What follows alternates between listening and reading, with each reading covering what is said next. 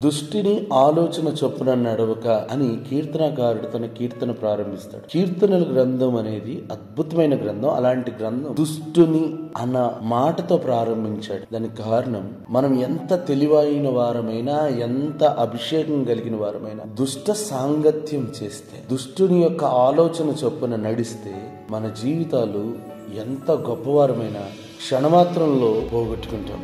జీవితంలో పైకి ఎక్కడం అనేది చాలా కష్టంగా ఎక్కాల్సి ఉంటుంది. అని పడిపోవడం ఒక్క నిమిషంలో పడిపోవచ్చు. అందుకని కొన్ని వేల సంవత్సరాల క్రితం బైబిల్ గ్రంథంలో అపోస్తులైన పౌలు మొదటి కొరింథీయులకు రాసిన పత్రిక 15:33 మోసపోకుడి, దుష్ట సాంగత్యము మంచి నడవడిని చెరుపును.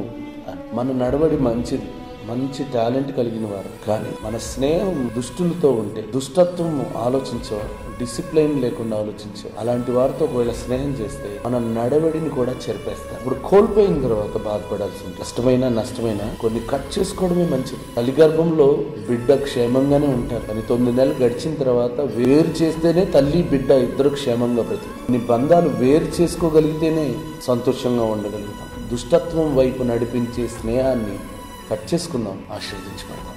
God bless you.